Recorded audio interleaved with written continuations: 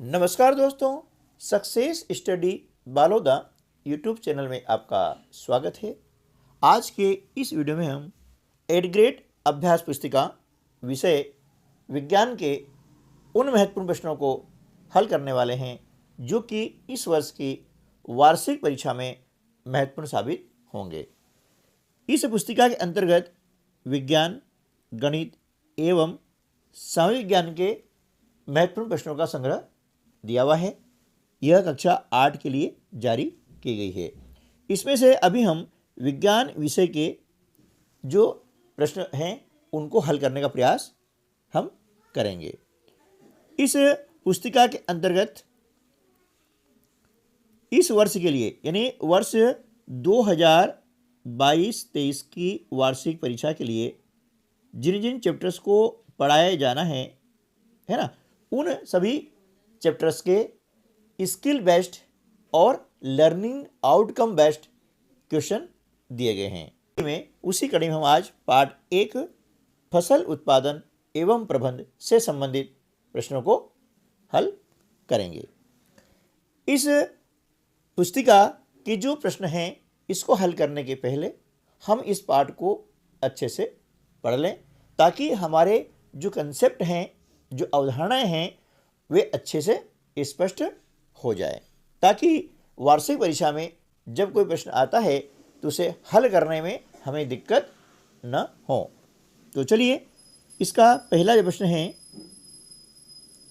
फसल का वर्गीकरण किस आधार पर किया जाता है? प्रत्येक वर्ग का नाम लिखकर दो दो उदाहरण दीजिए। इसका उत्तर है, फसल का वर्गीकरण मौसम के आधार पर किया जाता है। नंबर 1 खरीफ फसल। अब इसके अंतर्गत धान, मक्का, सोयाबीन आदि आते हैं। यानी खरीफ फसल बरसात के प्रारंभ में जो है लगाई जाती है और रबी की फसल जो होती है यह शीतकालीन समय में लगाई जाती है, यानी अक्टूबर नवंबर महीने में, है ना। तो रबी फसल के अंतर्गत आता है गेहूं, चना, मटर, सरसों आदि। ठीक है। अगला प्रश्न है, खरपतवार फसलों को किस प्रकार नुकसान पहुंचाते हैं? उत्तर, खरपतवार जल पोषक, जगह और प्रकाश की स्पर्धा कर फसल की वृद्धि पर प्रभाव डालते हैं। प्रश्न क्रमांक 3, मिट्टी में रहने वाले केंचुए एवं सूक्ष्म जीवों को किसानों का मित्र क्यों कहा गया है? इसका उत्तर होगा, वे मिट्टी में रहने वाले केंचुए एवं सूक्ष्म जीवों को किसानों का मित्र क्यों कहा गया है? क्योंकि ये जीव मिट्टी को पलटकर पोली करते हैं तथा ह्यूमस बनाते हैं ताकि पोषक पदार्थ अधिक मात्रा में पौधे को मिल सके और वह अच्छी ग्रोथ कर सकें।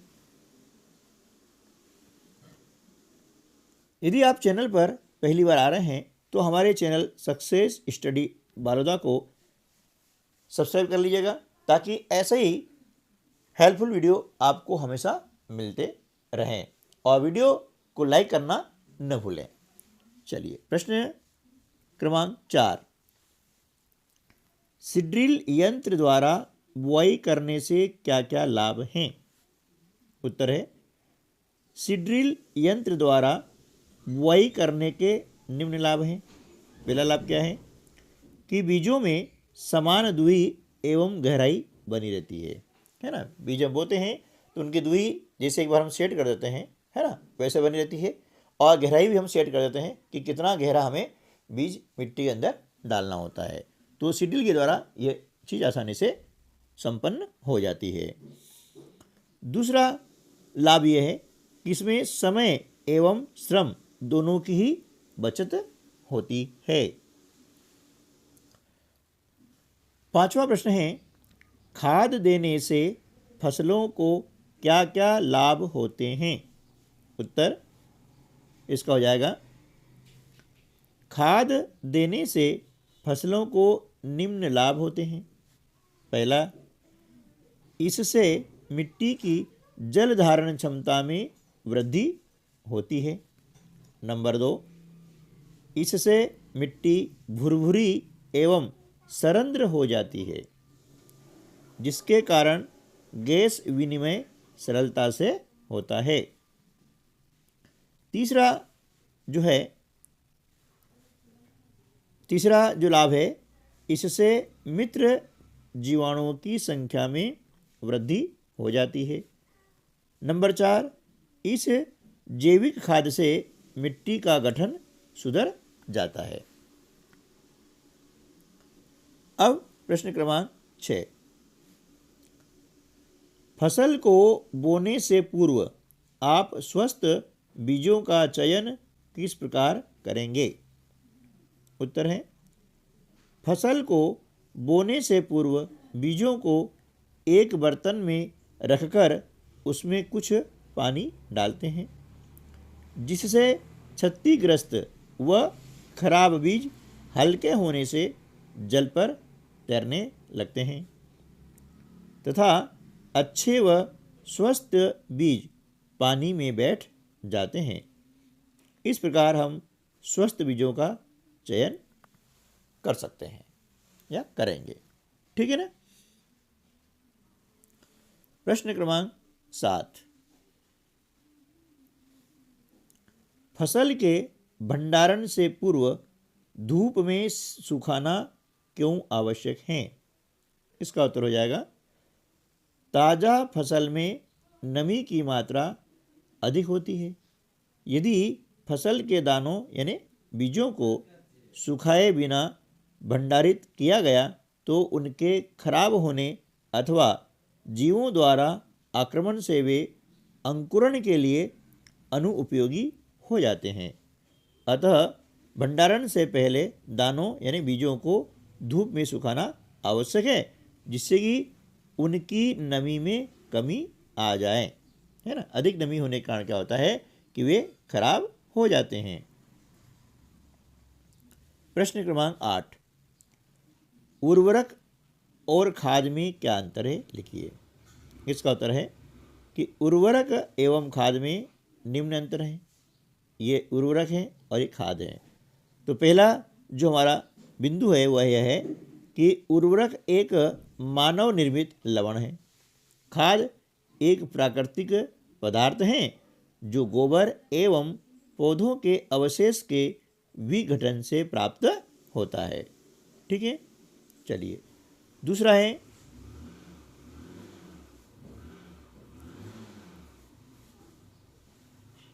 उर्वरक का उत्पादन फैक्ट्रियों में होता है, जबकि खाद खेतों में बनाई जा सकती है। जैसे नाडेप के द्वारा खाद बनाई जाती है। गड्ढे में पौधों के अपशिष्ट पदार्थ हैं, गोबर हैं, इस प्रकार से कचरा कूड़ा डाल के भी प्राकृतिक खाद बनाई जाती है। नंबर 3 है कि उर्वरक से मिट्टी को ह्यूमस प्राप्त नहीं होती है, जबकि खाद से मिट्टी को ह्यूमस प्रचुर मात्रा में प्राप्त होती है। नंबर 4, उर्वरक में पादप पोषक जैसे नाइट्रोजन, फास्फोरस तथा पोटेशियम प्रचुर मात्रा में होते हैं, जबकि खाद में पादप पोषक तुलनात्मक रूप से कम होते हैं। है ना, इसमें जो नाइट्रोजन है, फास्फोरस है, पोटेशियम होते तो हैं, लेकिन बहुत कम मात्रा में होते हैं। प्रश्न क्रमांक 9 का अ, सिंचाई के पारंपरिक तरीकों के नाम लिखिए। तो सिंचाई के पारंपरिक जो तरीके होते हैं वे निम्न प्रकार से हैं। नंबर 1 मोट, दूसरा चेन पंप, तीसरा ढेकली और चौथा रहट, जिसे हम उत्तोलक यंत्र भी कहते हैं। प्रश्न क्रमांक है 9ब, जल की कमी वाले क्षेत्रों में सिंचाई की किस विधि का उपयोग किया जाता है? विधि का नाम लिखिए तथा चित्र बनाइए। इसका उत्तर हो जाएगा कि जल की कमी वाले क्षेत्रों में सिंचाई में ड्रिप यंत्र यानी टपक प्रणाली, जिसे हम कहते हैं बूंद बूंद सिंचाई प्रणाली भी कहते हैं, का उपयोग किया जाता है ना। ड्रिप में क्या होता है कि बूंद बूंद करके पानी पौधे की जड़ में चला जाता है, इससे पानी कम लगता है और खरपतवार की समस्या भी खत्म हो जाती है। तो इसे टपक सिंचाई प्रणाली भी कहते हैं। इस प्रकार से ये चित्र आप देख रहे हैं, ये चित्र आप जो है बना सकते हैं, है ना। ये आपकी किताब में दिया हुआ है। इसके बाद में प्रश्न क्रमांक 10 अ, मिट्टी को पलटना और पोला करना क्यों आवश्यक है? उत्तर है, मिट्टी को उलटने पलटने और पोला करने से पोषक पदार्थ ऊपर आ जाते हैं और पौधे इन पोषक पदार्थों का उपयोग कर सकते हैं। अतः मिट्टी को उलटना पलटना एवं पोला करना फसल के लिए बहुत ही आवश्यक है। प्रश्न क्रमांक 10 ब, मिट्टी की उर्वरता बढ़ाने के लिए किसान कौन कौन से तरीके उपयोग में लाते हैं? विस्तार पूर्वक वर्णन कीजिए। अब विस्तार पूर्वक वर्णन कीजिए मतलब थोड़ा आपको ज़्यादा लिखना पड़ेगा। ये दीर्घ उत्तरीय प्रश्नों की श्रेणी में आते हैं। तो इसका उत्तर हो जाएगा, मिट्टी की उर्वरता बढ़ाने के लिए किसान खेतों में उर्वरकों का उपयोग करते हैं। उर्वरक में पादप पोषक तत्वों जैसे नाइट्रोजन, फास्फोरस, पोटेशियम की प्रचुरता रहती है। इसके अलावा मिट्टी की उर्वरता बढ़ाने के लिए खाद का उपयोग किया जाता है ना, जिससे मिट्टी के गठन एवं जल अवशोषण क्षमता में भी वृद्धि होती है। इसके अतिरिक्त फसल चक्रण के द्वारा भी मिट्टी की उर्वरता में वृद्धि की जाती है। ठीक है दोस्तों, इस प्रकार से आज का ये जो हमारा चैप्टर है वो यहीं समाप्त होता है। उम्मीद है कि इस वीडियो से आपको जो है लाभ मिला होगा। तो ऐसे ही हेल्पफुल वीडियो प्राप्त करने के लिए यदि अभी तक आपने चैनल को सब्सक्राइब नहीं किया है तो नीचे लाल रंग में लिखा होगा सब्सक्राइब, उस बटन को आप टच कर दें, कलर उसका चेंज हो जाएगा। पास में बेल आइकन है उसे दबा दें और ऑल पर सेट कर दें। और यदि आपने पहले ही सब्सक्राइब कर लिया है तो उसके लिए आपको थैंक यू, धन्यवाद। तो मिलते हैं अगले वीडियो में, तब तक के लिए नमस्कार, जय हिंद।